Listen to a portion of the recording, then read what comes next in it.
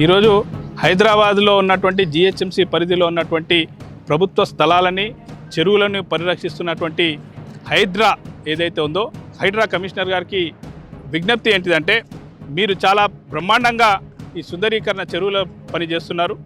మేము అటు దుర్గం చెరువులో ఉన్నటువంటి దుర్గం చెరువును కానీ ఇటు బతుకమ్మ కుంట కానీ ఉప్పల్లో ఉన్నటువంటి నల్ల చెరువును కానీ ఈ సుందరీకరణ ప్రయత్నాలు మీరు చాలా ముమ్మరంగా చేస్తున్నారు.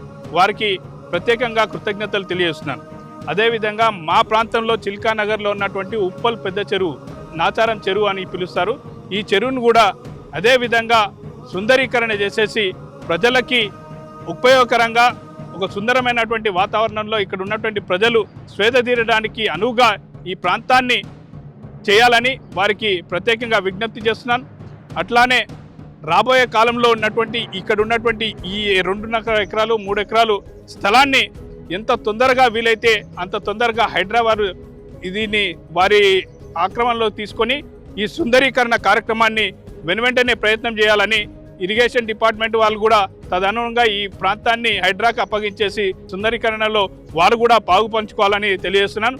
అదేవిధంగా ఇక్కడ ఉన్నటువంటి చిల్కానగర్ ప్రజలకి యువతకి నేను ఇచ్చిన పిలుపు ఏంటిదంటే ఈ ప్రాంతంలో ఉన్నటువంటి ఈ 2.5 ఎకరాలు మనకి ప్రజలకు ఉపయోగపరంగా చేయడంలో రాబోయే కార్యక్రమాలు ఏ విధంగా చేయాలనుకుంటున్నామో మీకు తెలియజేస్తాం. తదనుగుణంగా మనం అందరం కలిసి ఈ ప్రాంతాన్ని ఇందులో ఉన్నటువంటి 2 ఎకరాల స్థలాన్ని మనకు అనువుగా మలుచుకోవడానికి మీరందరూ కూడా కదలి రావాలని తెలియజేస్తూ నిరుపయోగంగా ఉన్న స్థలాన్ని ప్రజల అవసరాలకు వాడాలి.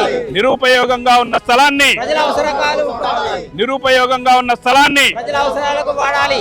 భారత్ మాతాకి